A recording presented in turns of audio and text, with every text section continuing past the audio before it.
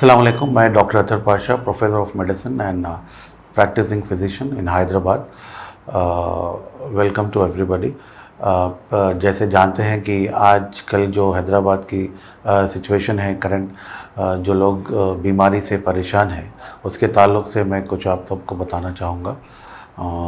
सबसे पहले तो जो ये कोरोना वायरस की बीमारी है, ये एक ऐसा वायरस है जो नोवल कोरोना वायरस है जिससे काफ़ी ज़्यादा पूरे आलम में ये बीमारी फैली हुई है। और इसके सिम्टम्स जो है मुख्तलिफ़ लोगों में मुख्तलिफ़ तरीक़े से आ रहे हैं और कई पेशेंट्स को, जैसे 85% लोगों को ये एक माइल्ड इलनेस की तरह होकर ख़त्म भी हो जा रहा है।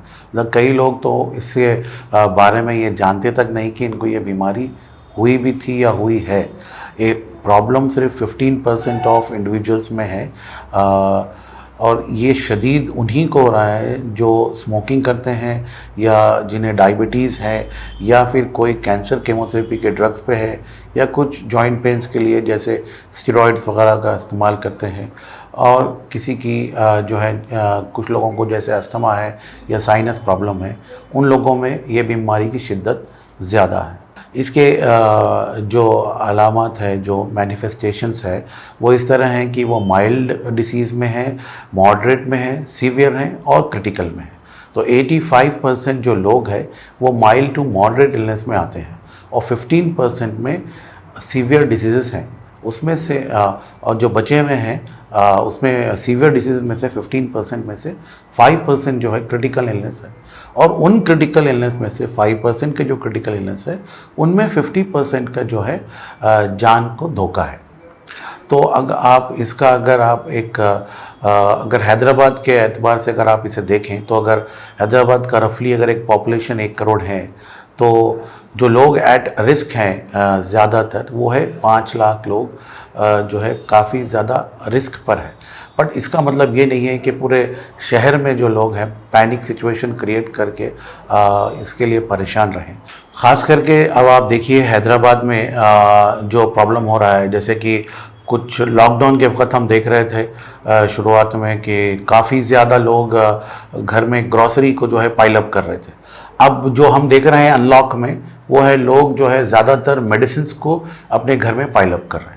जैसे कई घर में जो है अगर समझिए आप 15-20 लोग रहते हैं, उसमें से अगर 2 लोग ज़ईफ़ हैं जो रिस्क पे हैं, तो लेकिन मेडिसिन्स जो है 15 लोगों की घर में जो है लोग ला के रख लेना और अननेसेसरी इंजेक्शंस का और हर चीज़ के टैबलेट्स का लाकर घर में जो है स्टॉक रख रहे हैं। और उस वजह से जो लोग बीमार हैं उन लोगों को दवाइयाँ मिलने में दिक्कत हो रही है।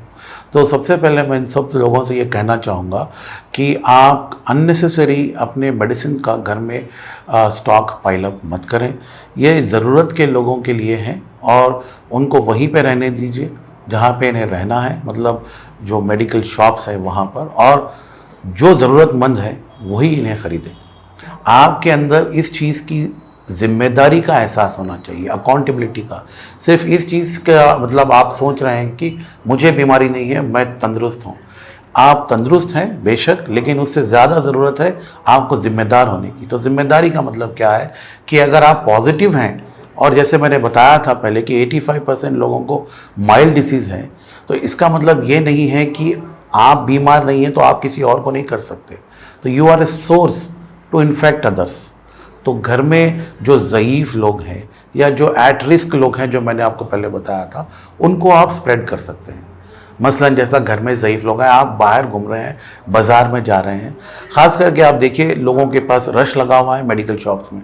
जब लोग जा रहे हैं तो कोई भी सोशल डिस्टेंसिंग फॉलो नहीं कर रहे और कोई मास्क नहीं लगा रहे, और वही लोग दवा लेकर घर आ रहे हैं ये समझ के कि मेडिकल शॉप में कोई वायरस नहीं है, वायरस तो हमारे घर में ही आ रहा है बस।